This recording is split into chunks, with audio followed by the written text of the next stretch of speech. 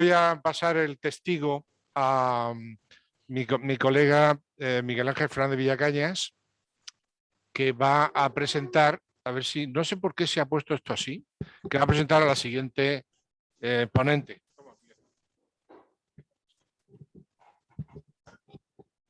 Buenos días de nuevo. Mientras Joaquín soluciona el tema y tenemos ahí a Carmen, pues ya. Bien, pues realmente es un placer el poder presentar a Carmen Gomar, que bueno, pues es catedrática jubilada de anestesia en la Universidad de Barcelona y responsable de simulación clínica en la Universidad de Barcelona durante mucho tiempo, y tan vocacional es de ello que es ahora mismo es vocal de seguridad del paciente en la Sociedad Española de Seguridad, de Simulación y Seguridad del Paciente, en SESEP, y tras haber sido responsable del comité científico, etcétera. Una persona enteramente volcada en la simulación clínica, y ahora dentro de la simulación clínica y dentro de la sociedad de simulación, pues en el área más específica de seguridad del paciente. La seguridad del paciente es un tema que a mí particularmente me ha preocupado mucho y me ha alertado mucho, debido precisamente a situaciones que vas viendo y vas entendiendo, y sobre todo en estos últimos tiempos, pues decir, bueno, la simulación clínica es una herramienta que puede ser útil para mejorar la formación en seguridad del paciente. Y eso fue lo que le planteé a Carmen. ¿Qué te parece si en las jornadas que tenemos, pues haces una reflexión sobre cómo enseñar simulación clínica?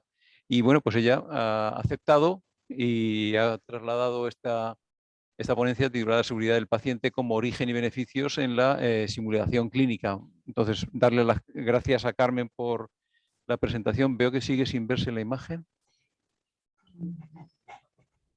A ver, un momento, a ver si vemos. Ahora que por lo menos estemos hablando, no se ve. Bueno, de cualquier forma... ¿No me ves, Miguel Ángel? Sí, ahora a ti sí te veíamos, pero que no se veía el resto de ponentes, los otros ponentes no lo verían. Y ya simplemente pues vamos a empezar contigo cuando quieras. Pues muchas gracias por aceptar este reto que nos... Y veréis con el largo de la presentación una especie de reto que nos hicimos mutuamente, y no desvelamos nada más. Pues quieras. Muchas gracias, Miguel Ángel. Quería preguntaros si veis la diapositiva. Sí, se está viendo perfectamente, vale. Sí. Pues mira, lo primero de todo es agradecerte a ti la presentación, y no solamente la presentación, sino la complicidad en muchas cosas que llevamos trabajando porque creemos en ella, y a Joaquín por haberme hecho el honor de invitarme a participar en esta jornada, de tu mano, pero a invitarme.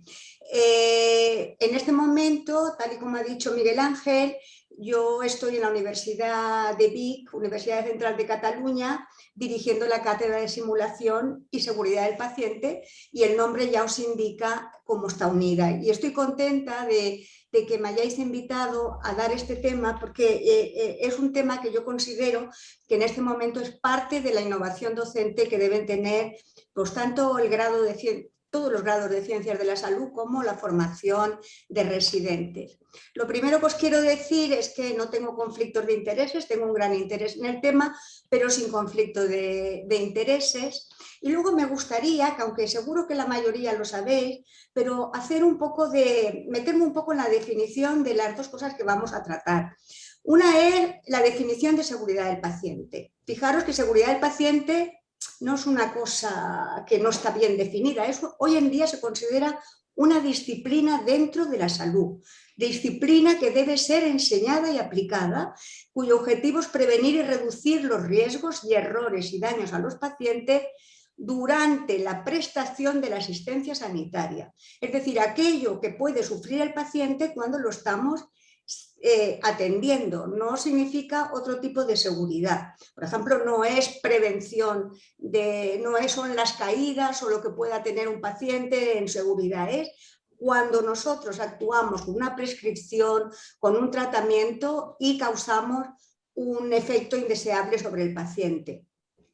Esta disciplina se basa fundamentalmente en el aprendizaje a partir de los errores y eventos adversos. La simulación clínica tampoco es una cosa así para ir picoteando, es una estrategia metodológica de aprendizaje, probablemente una de la más completa que tenemos ahora, que proporciona un ambiente en el que se puede experimentar una situación de atención de salud o representar eventos reales con el fin de muchas cosas. Podemos practicar, aprender, probar, también evaluar y hacer comprender. Y esto en seguridad es muy importante. Comprender los sistemas y las acciones humanas que causan los efectos. Y esto se hace aprendiendo de los errores y de sus consecuencias. Fijaros que tanto la seguridad del paciente y la simulación se basa en aprender de los errores. Y eso ha unido, y de hecho la simulación clínica ha nacido y se mantiene como un elemento de potenciación de la seguridad de los pacientes.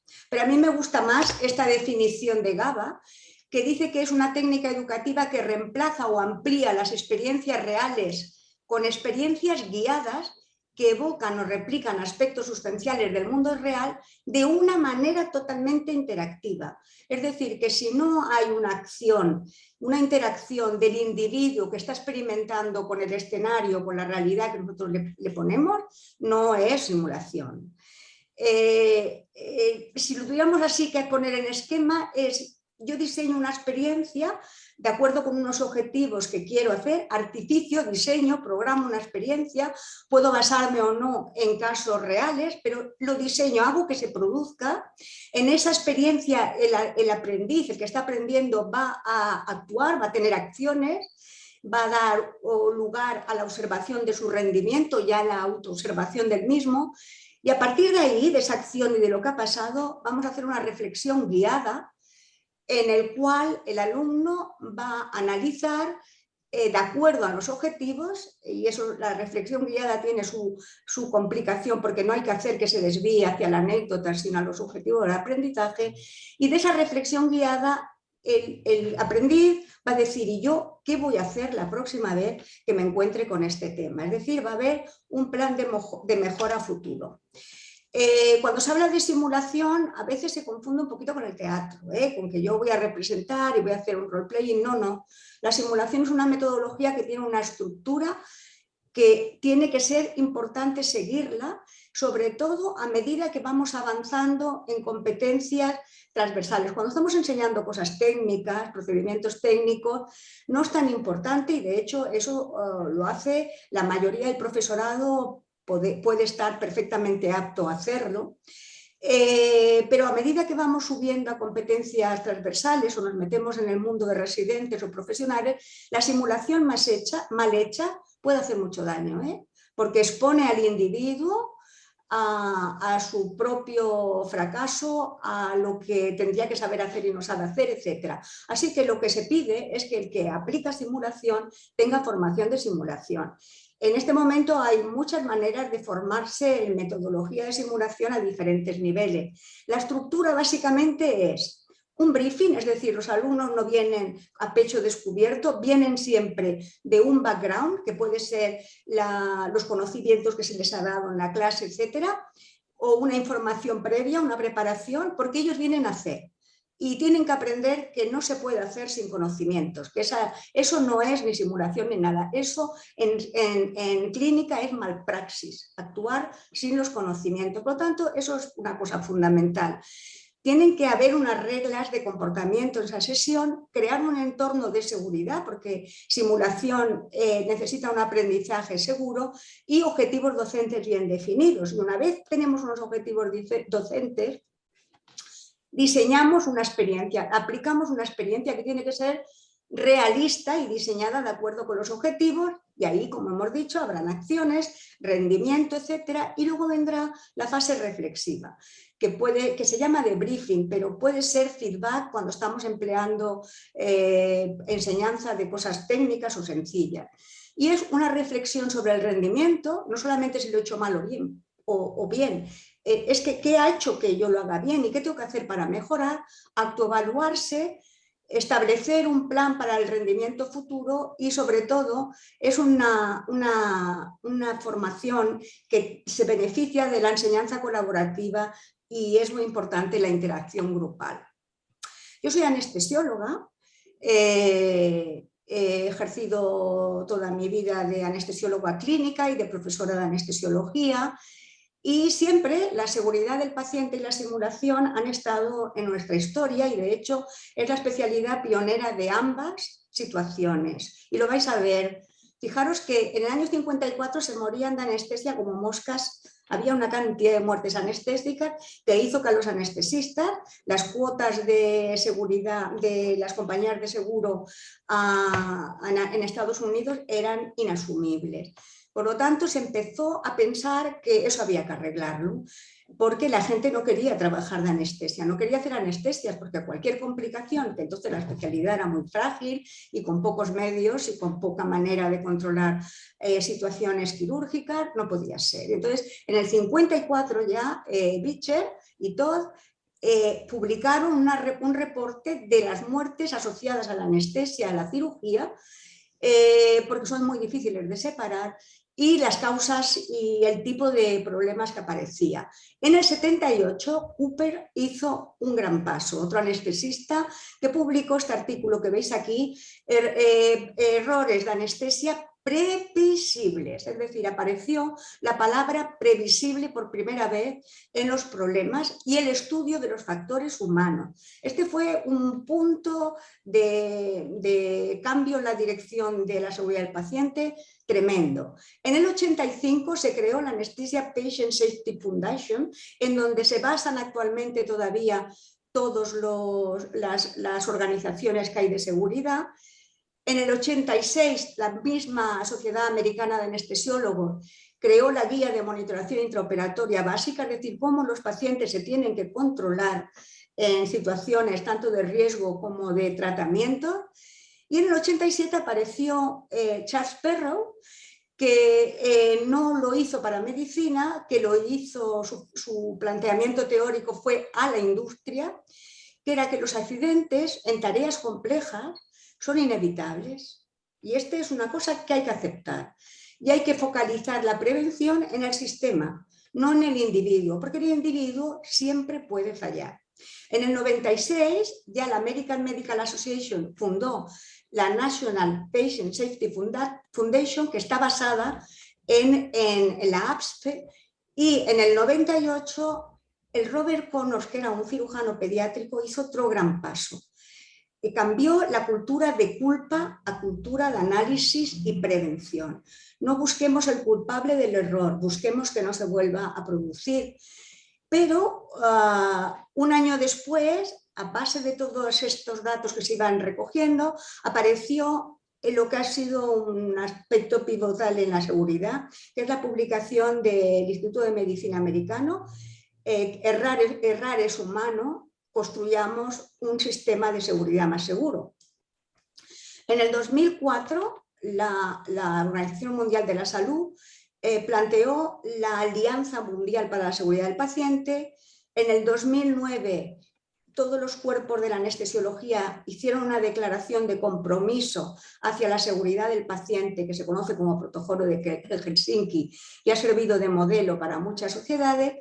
Y en esto que nos interesa hoy aquí, que es la formación, en el 2009 la OMS estableció la guía curricular de seguridad del paciente para escuelas de medicina. Y en el 2011, 2 años después, presentó una versión, un adendum multiprofesional. O sea, tenemos una guía de cómo hay que formar a los estudiantes de medicina. El artículo que en realidad fue una monografía, Errar es humano, era muy importante porque a base de datos ya situaba que los errores médicos causaban más muertes que el tráfico, que el cáncer de mama, que el SIDA, que en aquel momento eran muy trágicos. Y esta cantidad de muertes producidas por el error médico, por el tratamiento médico, se ha ido reproduciendo en todos los estudios ulteriores. En nuestro país también. A nivel mundial se considera que 4 de cada 10 pacientes sufren daños en la atención sanitaria ambulatoria. Estos daños, por supuesto, no siempre causan la muerte. Y hasta el 80% de estos daños, eso es muy importante, se pueden prevenir. Y los errores que más se dan son en el diagnóstico, la prescripción y el uso de medicamentos. Los estudios que se han hecho en España, el ENEAS y el APEAS, que incluía medicina pública y privada, establecía que en España hay 4.800 muertes anuales por errores médicos. Aquí no se cuentan las secuelas causadas por los errores médicos que no acaban en muerte, pero creo que no lo podemos imaginar. Y el estudio ENEAS, además, tal y como veis en esta diapositiva gris, hablaba de cuántos de estos errores son evitables. Y fijaros que rondan el 50%, y en el caso del diagnóstico casi el 85%. Es decir, que de todas estas muertes, de todos estos problemas, podemos evitar mucho. ¿Cuáles son las causas y factores que se relacionan? Bueno, es muy importante tener dos conceptos previos. Primero, el efecto adverso no es negligencia ni malpraxis. Negligencia y malpraxis es un delito, eso es otra cosa. Todos los que están dentro de los errores médicos que contempla la seguridad del paciente son gente que actúa atendiendo al paciente con todo su interés. La otra cosa es que el error no significa falta de conocimiento. Muy buenos médicos, muy buenas enfermeras cometen errores por circunstancias que son del sistema. El 70 al 80% de los errores se deben al factor humano. El factor humano es un concepto empresarial que hemos incluido dentro de la medicina, que es cómo uno, con todo su background, actúa o rinde en una determinada situación y cómo interactuamos con lo que nos rodea, otras personas, técnicas, organización. Quiere decir, el factor humano no es lo que tú sepas, lo que tú hagas, sino lo que tú haces dentro de un contexto. Los factores que están relacionados, pues falta de conocimiento porque ponen una tarea nueva que no se ha previsto que era nueva y que puede no haber la suficiente formación, comunicación deficiente, sobrecarga de trabajo, circuitos de trabajo de riesgo, exceso de confianza en uno mismo y en muchos países subdesarrollados o menos desarrollados por la falta de medios. Os hablaba de la Alianza Mundial para la Seguridad del Paciente. Esto es brutal lo que ha conseguido. Es un compromiso mundial de cualquier país para mejorar la seguridad de los pacientes y se estableció en el 2004. Y todos los países partimos de un determinado nivel de accidentes o de efectos adversos. La cosa está en mejorarlos. Partiremos de este nivel según la estructura que tengamos, pero siempre hay que ir a mejorar. Y han habido campañas, la Alianza Mundial establece campañas que han cambiado muchísimo los riesgos. Os recordaréis en el 2005, una atención limpia es una atención más segura, cómo se han reducido los riesgos de infección con la higiene de manos, con los protocolos para catéteres, etcétera. En el 2008 se estableció otra estrategia, la cirugía segura salva vidas, que iba direccionada a reducir los riesgos de la cirugía y los ha reducido. Y en el momento actual estamos en la campaña Medicación sin daño, que es reducir un 50% los daños graves evitables que están relacionados con medicamentos en un periodo de 5 años. Pero para reducir hay que conocer si hemos cambiado con una estrategia, qué estrategia ha permitido reducir, y eso necesita saber los datos. Y por eso, dentro de lo que es la seguridad del paciente, están los sistemas de comunicación de incidentes y efectos adversos. Cuando los humanos no estamos en situaciones en que corre en riesgo nuestra vida y nuestra seguridad, no aceptamos que el personal que nos atiende o que hace las cosas pues no tenga una enseñanza experiencial, no haya pasado por experiencias. Y aquí han habido comunicaciones y aspectos que la experiencia que se consigue con las prácticas no siempre da capacidad para poder un alumno acabar teniendo experiencia. Y hemos exigido siempre la simulación, que se ensaye primero y se ensaye en condiciones muy próximas a la realidad. Los pilotos, la aviación, las centrales nucleares, la misma conducción de automóviles o vehículos. No consentimos que nadie se ponga a la carretera sin hacer una simulación de esa conducción. Y el libro, el artículo Errar es humano, lo que nos hizo ver es que la medicina es una actividad humana de tanto riesgo o más como la aviación, la conducción o las centrales nucleares. Por lo tanto, hay que aplicar la simulación. Porque claro, fijaros, en este momento la aviación es muy segura. Se produce una muerte por cada 3 millones de pasajeros. Pero para la atención del paciente, si para la aviación tenemos que hacer simulación con esta seguridad y nos ponemos en la situación de que hay 4.800 muertes en España por errores médicos al año y no sabemos la cantidad de problemas, pues evidentemente está claro que la simulación en ciencias de la salud es esencial, porque tanto en aviación como en hospitales y en ciencias de la salud es el error humano, el factor humano, lo que causa los problemas y los accidentes. Se ha hecho mucho hincapié en el paralelismo entre aviación y error humano, pero yo tengo que decir que es absolutamente injusta para lo que es la medicina, porque cuando uno vuela, los aviones son mucho más predecibles que los pacientes. Los pacientes son mucho más impredecibles en su curso y en la manera en que nos llegan. Los aviones al volar están en su mejor forma. Los pacientes cuando los recibimos entran en el sistema sanitario en su peor forma, que además no es estándar, es variable. Cuando uno es un piloto, que no es un médico, se dedica a volar el avión y desde luego no va a volar si no tiene todas las condiciones excelentes, su copiloto, la tripulación completa, cómo trabajamos nosotros en el sistema. Un piloto solo vuela un avión a la vez. Nosotros, el trabajo en sanidad está lleno de interferencias, interrupciones, urgencias de otros pacientes y en un proceso asistencial intervenimos de 5 a 35 profesionales dependiendo del procedimiento. Está claro que estamos en una situación de inseguridad. En los antecedentes de la simulación también os lo quiero decir, porque quiero presentaros a mi heroína. Mi heroína es la Madame Angélique Boudret. Esta era una comadrona que enseñaba también a comadrona y que en el año 1756 el rey Luis XV, harto de perder hombres en la guerra de los 6 días y no poderlos reclutar, y viendo cómo se morían los recién nacidos, decidió que había que hacer una política en el país francés de fomentar los nacimientos y que disminuir la mortalidad perinatal. Esta señora, con un artesano de su barrio, hizo estos simuladores. Estos son los primeros simuladores que se conocen.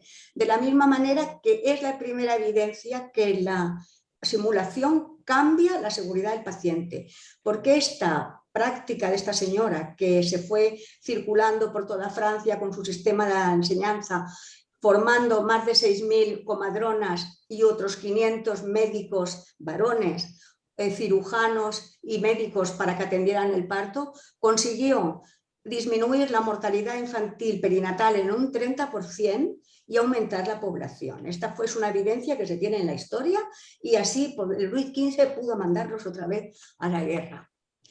Los antecedentes de la simulación así más moderna provienen también de la parte anestésica. En los años 50-60 los primeros maniquís fueron cuando se inició la reanimación cardiopulmonar, apareció la Resusciane, que hoy en día aún se emplean los modelos sucesivos de ella. En el 66 se creó un simulador, el SINGONE, que era para enseñar anestesia y crisis en anestesia, era bastante completo porque simulaba respuestas biológicas y respondía a fármacos, etc. Y en los años 80 Burroughs, que era un internista, hizo otra aportación enorme, que fue el paciente estandarizado. El actor entrenado a simular una situación como la que tienen los pacientes. Y en los años 80, también coincidiendo con el paciente simulado, David Gaba y Joachim Gravenstein, en dos universidades diferentes, en California y no sé la otra, no recuerdo dónde, hicieron a su vez, eran ambos anestesistas, hicieron métodos y simuladores para enseñar anestesia. Crearon simulador de alta fidelidad, este es Gaba, y Gaba además tenía una característica, David Gaba, que era piloto. Y entonces asumió y trajo a la medicina, a las urgencias de la anestesia, el Crisis Resource Management de la aviación. Es decir, cómo resolver, trabajar el equipo para situaciones inesperadas o agudas que nosotros estamos utilizando para las competencias transversales. ¿Y por qué la simulación? Tenemos que aprender la simulación, enseñar la simulación. Porque no podemos pasar de un modelo teórico en aulas, incluso en talleres con grupos pequeños, directamente al paciente. Ya no digamos entrar, invadir el cuerpo del paciente o la intimidad. No podemos enseñar ya de esta manera. No podemos entrenar mediante experiencia, prueba y error que vamos haciendo sobre el paciente, ni podemos hacer y adquirir competencias transversales tras largos años de equivocarnos con los pacientes. Si nosotros esto lo aplicáramos a la aviación, se lo explicáramos a cualquiera de nosotros, diría, pero ¿de verdad va a pasar eso? ¿De verdad un piloto me va a llevar en avión sin hacer simulación? ¿De verdad un médico va a invadir mi cuerpo, a ponerme en riesgo sin simulación? Y de hecho, hoy en día la simulación no se discute porque todas las organizaciones, incluso nuestro ministerio, la está haciendo obligatoria porque tenemos evidencias científicas y la simulación permite el error sin consecuencias. En realidad es una enseñanza por el error. ¿Qué cosas podemos hacer con la simulación? Por la simulación es experiencia-acción, es decir, no es conocimiento, no. Es acción, poner en práctica unos conocimientos, podemos hacer habilidades técnicas, que en medicina tenemos muchas, habilidades conductuales, toma de decisiones, comunicación, trabajo en equipo, liderazgo, gestión de recursos. El aprendizaje, podemos acelerar el aprendizaje, podemos por exposición repetida, autogestión, patologías raras, autocrítica, y con esto hacer mucho más rentables las prácticas clínicas y seguridad del paciente. Y esto hoy en día, la simulación para seguridad del paciente está a cualquier nivel de la formación y es obligatorio. Y todo esto se hace integrado porque la simulación permite que las habilidades técnicas las asociemos a conductuales y que asociemos la seguridad del paciente a la misma. Pero cuando nosotros nos situamos en cómo en las teorías del aprendizaje vemos la simulación, fijaros que la simulación está en la pirámide de aprendizaje de Edgar Dale, es decir, a las 2 semanas que recordamos, en hacer y decir hacer, y decir y hacer. Y eso es la simulación. Por lo tanto, es el método más potente que tenemos para que el alumno retenga y aprenda.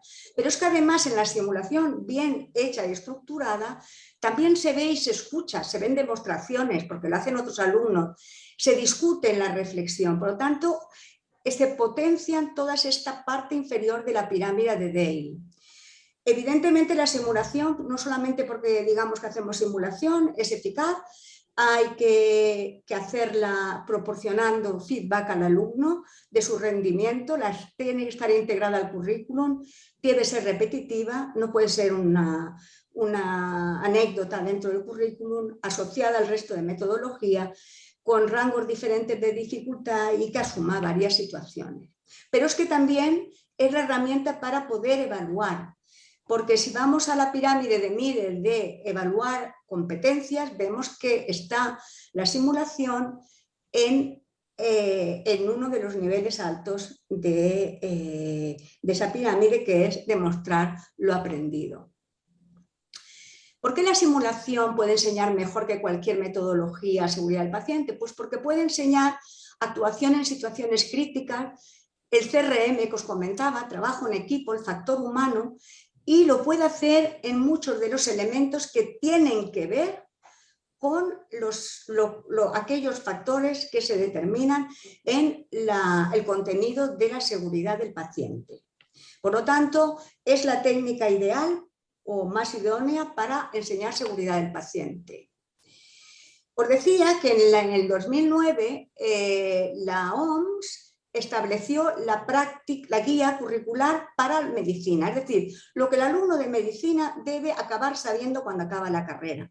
En realidad la OMS lo que cogió fue el marco australiano que se había publicado 5 años antes y en el que se ha basado prácticamente todo lo que ha aparecido después. El marco australiano fue fundamental. ¿Y qué dice que este marco, la OMS y todo lo que ha salido después? Que hay que integrar educación en seguridad del paciente como una asignatura en el grado o como una materia en el grado, porque tiene unos temas que sí o sí el alumno, el médico debe saber cuando sale de la facultad. Primero, ¿qué quiere decir seguridad del paciente? ¿Qué es el factor humano y por qué es importante? Comprender que no está solo, que está dentro de un sistema y que la complejidad va a impactar la seguridad del paciente, cómo actuar en equipo, comprender por qué se producen errores y cómo hay que sacar partido de ellos para que no vuelvan a producirse, comprender y manejar el riesgo clínico, principios de los métodos para mejorar la calidad asistencial, involucrarse con los pacientes y los cuidadores, minimizar la infección, seguridad del paciente en procedimientos invasivos y mejorar la seguridad de tratamientos farmacológicos. Estos 11 son los 11 mandamientos de la seguridad del paciente para decir que uno es un profesional seguro y lo tendríamos que impartir en las facultades. La pregunta es, ¿lo hacemos? Aquí tenéis una comunicación que ha presentado ayer Miguel Ángel sobre un estudio que yo creo que es un gran estudio, porque lo ha hecho a través de implicando a los estudiantes de medicina y haciendo una indagación ni más ni menos que 43 universidades españolas sobre sus guías docentes, sobre sus marcos y sus asignaturas. Y deduce, ayer lo presentó él, que de estas 43, 42 dicen de alguna manera o nombran la seguridad del paciente en las competencias del grado o al menos en alguna asignatura. 25 de ellas incluyen al menos una asignatura en cuya guía específica dice que se imparten uno o más temas teóricos o seminario de seguridad del paciente, pero realmente estamos en una nube de vaguedades, porque el libro blanco que él ha revisado no menciona la seguridad del paciente. En los requisitos de los verificas del título del grado del BAO, la competencia de seguridad del paciente pues es una competencia que está ahí en materia de medicina social, pero que no es una cosa que está asociado a la formación clínica. Es que seguridad del paciente no es social, es clínica, está dentro de cada una de las cosas que hacemos. El 98% de las universidades mencionan la seguridad como competencia en sus memorias, pero solamente el 58% de los pacientes de las universidades tiene temas específicos. Y en la gran mayoría, pues como hemos dicho, pues no tiene ninguna relación con las materias clínicas. Nosotros tenemos, afortunadamente, en el plan docente de la Universidad de Vic Central de Cataluña, mucha simulación en todas las asignaturas. Y lo que hemos visto y hemos observado es que estas competencias transversales y obligatorias se quedan diluidas. Por lo tanto, nosotros hemos hecho unos itinerarios, unos tracks, donde se incluye toda la competencia esta transversal, tiene un contenido bien definido, que es este programa que os he dicho, por ejemplo, en seguridad. Se adquieren las competencias transversales integradas en las competencias clínicas específicas y hay un diseño de elementos docentes activos complementarios, hay un material. Y estos tracks que hemos diseñado son el profesionalismo y la seguridad, la gestión del error, etcétera, la comunicación tanto con el paciente como con los compañeros, interprofesional, etcétera, y el trabajo en equipo. Y estos tracks están bien definidos sus contenidos y lo que se busca es en qué materia se puede incluir el conocimiento de esto. Por ejemplo, se puede utilizar una materia para la seguridad farmacológica, se puede medicamentosa para el error, se puede utilizar porque había un problema o cuando se habla de las alergias. Es decir, que hay unos conceptos de seguridad que los podemos incluir. Y una de las cosas que tenemos que incluir es enseñar la gestión del error, porque eso es fundamental para entender la seguridad del paciente y tener siempre las orejas abiertas a lo que nos puede pasar. La gestión del error es el análisis, la metodología del análisis causa-raíz, que seguro que habéis oído hablar bastante de ella. Y es que cuando nosotros tenemos un problema o vemos o ocurre algo, estamos viendo la matita sobre la tierra. Estamos viendo el síntoma, la maleza, lo que está en la superficie, lo obvio que se ve. Pero no es la causa, ni hay muchas cosas que quedan ocultas, que son la raíz, debajo de la superficie. No es obvio. Si no curamos la raíz, si no respondemos a los problemas que tiene la raíz, no vamos a solucionar la matita, la capacidad que tiene de producirse la matita.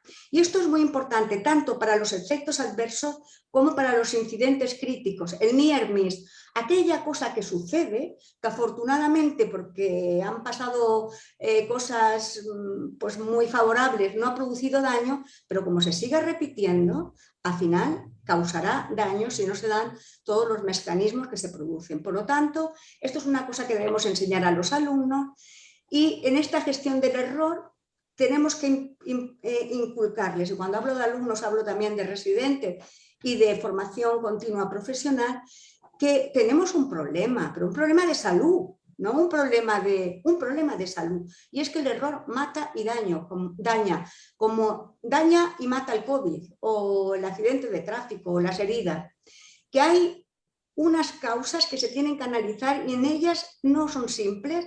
Está el factor humano, es decir, interrelación del individuo con el sistema, que hay que manejarlo teniendo una visión de cultura del error, hay que aceptar que el error existe, hay que tener alerta de que todos podemos pasarlo, que no necesariamente tiene culpa, que hay que tener información y entrenamiento para la evitación del error y de su daño, y que después de este análisis hay que aplicar medidas para evitar su repetición. Todos conocemos este modelo del modelo del queso suizo, ¿no? De que hay muchísimos factores que intervienen y que pueden causar por sí mismos que el paciente no reciba la atención necesaria y sufra daño. Pues la formación, el entrenamiento, la organización de la estructura, tecnología, comunicación, etcétera. Que si unos nos vamos tapando, ¿no? Que si un error, un agujero, se tapa con la siguiente loncha de queso y tapa el agujero, pues va a ser de barrera. Pero como coincidan varios agujeros, va a haber el accidente, va a acabar en el accidente. Por lo tanto, es importante saber dónde están los agujeros de cada fase, pero también las barreras. Es decir, que si conseguimos que las barreras funcionen, el accidente no se va a producir. Y esto es muy importante enseñar a los alumnos. Cada uno de nosotros somos responsables de la fase del proceso. Porque cuando nosotros tenemos barreras y defensas muy bien establecidas, aunque se produzcan estos problemas que no podemos evitar, sí que vamos a evitar el incidente, porque el incidente y el error es previsible. Quiero acabar esta fase de mi conferencia diciéndoos que hasta ahora os he dicho que en simulación y en seguridad se aprende del error y que es una enseñanza del error. Bueno, pues ahora estamos en fase de utilizar mejor ambas cosas. Y ha aparecido el concepto de seguridad 2.0 que una vez más se aplica desde la industria. Y dice: aprender del error ha resultado muy provechoso, pero también hay que aprender de los éxitos, porque es que si no tenemos una capacidad de aprender muy limitada, porque es que se produce, cuando tenemos 10.000 eventos en la industria, en cualquier sitio, se produce un fallo de 10.000 eventos. Es ese donde aprenderíamos, ¿no? Pero es que se producen 9.999 eventos que son exitosos, que tienen buenos resultados. ¿Por qué no aprender de ello? Porque seguridad no solamente es evitar que algo salga mal, es asegurar que todo salga bien. Y aparece este concepto que es muy importante, y que nos hace cambiar, que hemos cambiado los instructores de simulación para aplicarlo. Porque si nosotros vemos todos los incidentes que pueden pasar, pues afortunadamente la inmensa mayoría de ellos se producen en la rutina, todo funciona. O sea, nos quejamos que un tren se retrase, pero es que hay una barbaridad que funcionan bien. Un avión se ha caído, pero es que hay millones de aviones que nos han caído. Entonces, eso no somos capaces de percibirlo y eso significa que hay ahí una cantidad de información humana muy aprovechable. Entonces, nosotros nos hemos focalizado la seguridad y la simulación en los accidentes, en los desastres, en los errores. Muy poquita incidencia. Y hay también cosas excepcionales. Entonces, la propuesta que se hace es, cuando un alumno, cuando algo se produce en la experiencia, en el esto, hay cosas que se hacen muy bien. Fijémonos qué ha hecho que las cosas funcionen bien, porque estas van a ser las barreras. Y sigamos con las innovaciones. Ha habido una conferencia muy interesante esta mañana sobre el uso del cine en la ética. Nosotros hemos utilizado el cine o las series televisivas para enseñar también seguridad del paciente. Y ha sido muy productivo porque nos permite de una manera fácil utilizar cosas complicadas en la simulación. Las series que utilizamos son series médicas, que hay muchísimas. Hay gente que es experta en estas series y encontrar para objetivos docentes el capítulo o el clip adecuado, como es Residente, es House, es New Amsterdam o es Good Doctor. Y yo creo que hay que ir hacia también innovar, que no todo la simulación es, y alguien lo ha dicho antes y lo ha comentado, no solamente es hacer un escenario complejo, un actor, sino que se pueden utilizar para que los alumnos entren en esa situación otro tipo de elementos, como puede ser el cine, porque la gente joven es muy visual y muy emocional hacia el cine y el arte del cine. Pero claro, si enseñamos hay que evaluar. Y evaluar seguridad del paciente, hay que evaluarla. Entonces, hoy en día ya se está diciendo que hay que incluirla en las ACOEs. Las ACOEs tienen que tener una estación de seguridad del paciente o incluir alguna. Por ejemplo, ejemplos de estaciones podría ser comunicar a un paciente un efecto adverso. Cuando se hacen habilidades técnicas se tiene que incluir la asepsia, identificar que las pruebas que se dan de un paciente corresponden al nombre del paciente, prescripción de medicamentos, cómo hacerla teniendo en cuenta, etc. Es decir, que en este momento ya también la seguridad del paciente hay que evaluarla, porque si se evalúa, los alumnos sabrán que es una materia importante. Yo quiero agradeceros la atención y ponerme a vuestra disposición para lo que os pueda ser útil en el futuro y agradeceros otra vez la posibilidad de participar.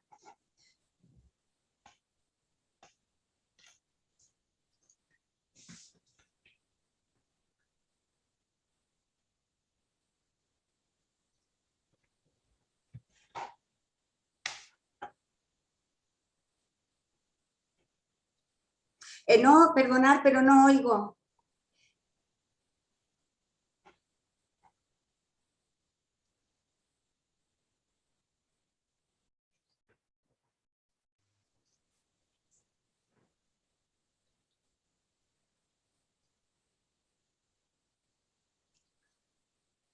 No sé si debería oír algo. Yo tampoco oigo nada. Yo creo que Laura, es en la sala. Muchas gracias, Laura. De nada. Pero bueno, yo me imagino que irán ahora a conectar. No sé o algo. si Sí. el público me oye o... Yo creo que te oímos todos. Pues mira, pues mientras oigo lo que me dicen, no quería dejar de deciros que ahí en Murcia tenéis una cualidad de gente que hace simulación extraordinaria. Es uno de los focos de la simulación en España, en las dos facultades de medicina que tenéis y de enfermería. Hay gente muy buena y se ha promovido muchísimo y las autoridades académicas lo han entendido también. Para muchos de nosotros, Murcia es un ejemplo.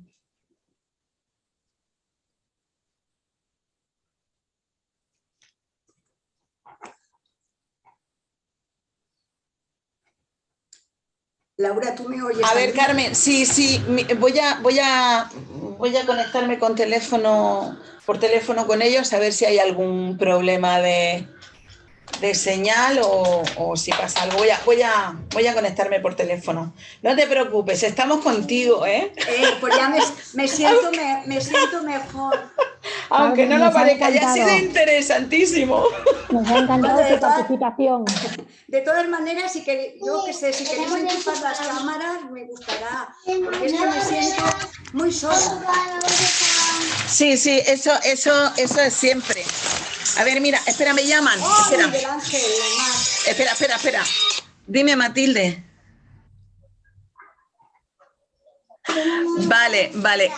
Carmen, es un problema, ya está, es un problema de sonido, que Joaquín ahora mismo no tiene posibilidad de comunicarse con nosotros. Pero yo le transfiero lo que quieras. Ahora mismo Pues nada, pero voy a poner la cámara, que también parece yo que estoy aquí. Vale. que hago lo que me digáis, si queréis desconecto, si queréis, no sé, estoy lo que vosotros queráis o... Sí, bueno, de momento no.